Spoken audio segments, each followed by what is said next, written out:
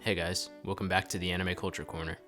So, the first episode of Attack on Titan Season 4 is out, and you can already tell that it's going to be a wild ride. Did anyone else feel like the episode was just super short? Maybe it's just from the hype. We've been waiting and anticipating this for so long that the 20-minute episode length felt like seconds. And so clearly, we've shifted our focus for now to the Marleyans, specifically the Titan Shifters. Along with the death of Erwin in Season 3 and the passing of the colossal Titan Armin, we're seeing the end of the previous generation of Titan Shifters. There's Colt, who's the chosen successor to Zeke's Beast Titan, and Gabby, Falco, and these other two, who are potential candidates to become the Armored. The Jaw Titan has also been passed on from Ymir to a fellow named Galliard, and his new design frankly looks awesome, a lot better than what Ymir had. An important theme of Season 4 is the legacy that they leave for the next generation and how history will be remembered, so these new characters will certainly become big players moving forward.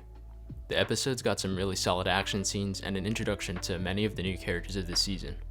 Gabby is an ambitious, headstrong girl who has a strong drive to fight the demons from Paradise Island. Falco is more heartfelt, cares for human life, and is quick to act on this, as we saw when he tried to save Gabby. Colt is just trying to make a name for himself as the new Beast Titan, despite the discrimination he still faces as an Eldian in Marley. But before we get any further, if you like Attack on Titan, I'm going to be posting a bunch of videos about it and weekly episode reviews, so make sure to subscribe. Or if you like anime or manga in general, I'd appreciate the support from our growing channel. Enjoy the video. Something I liked a lot in this episode is that it made us root for these guys, like Zeke and Reiner, even though they are the antagonists. This episode had me hyping up Reiner absolutely destroying this fort and massacring these people, and seeing Zeke manipulate Eldians into becoming mindless Titans, it was pretty cool. But something that was equally important, and I'm glad they focused on as well, was demonstrating the cruelty of the Marleyans' treatment of Eldians. Eldians are sent out as basically cannon fodder on the battlefield and on the front lines. And despite how cool it was to see Zeke change those hundreds of Eldians into mindless Titans, it still shows how cruel and cold their treatment of the Eldians, the demons, is. They're just sending them to their death, using them like objects. I mean, look at the fear on their faces. They're no different from servants, slaves, who are being punished for crimes that their ancestors committed. I thought it was interesting how even the potential Armored Titan recruits were being sent to the front lines. They're still thought of as expendable. They're people that the Marleyans feel that they can easily replace, no matter what.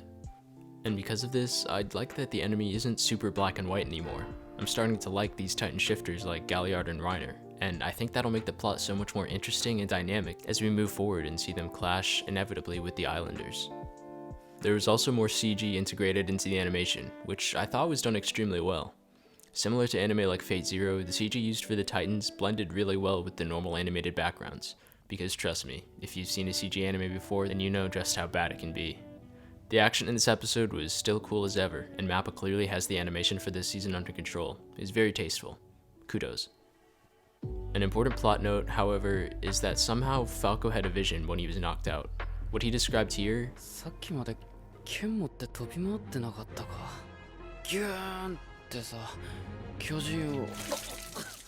to be memories of his scout within the walls.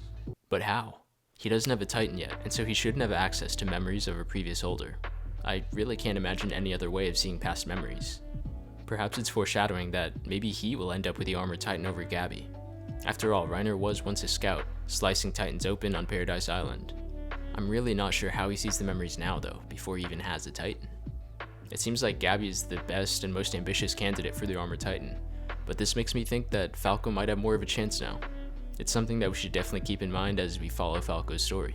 And I bet you're all wondering, or theorizing, or looking up, who's the person in the last scene? My thoughts? I mean, it could be a new character, but it's definitely not. I'm pretty confident it's Jean. Look at that hair, and compare it to what we've seen in the trailer. I think that somehow the people of the island have already infiltrated Marley. Considering what we saw in the trailer, we know that they do have to get to Marley and fight at some point. I'm just surprised to see that they're already there.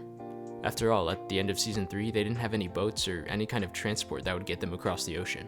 And we don't know the reason for being here yet either, but considering Aaron's end goal and what he's planning, I have a feeling it's not good for the Marleyans. So this means we could see a huge surprise attack of some kind if they remain incognito in Marley. Or maybe Jean's just taking a vacation on his own. Unlikely though. What'd you think of the episode? Any gripes, complaints? I was a big fan, if you couldn't tell already. As always, this has been the Anime Culture Corner. I hope you enjoyed the video. Don't forget to like and subscribe for more Attack on Titan content, in-depth show, manga, and character analyses.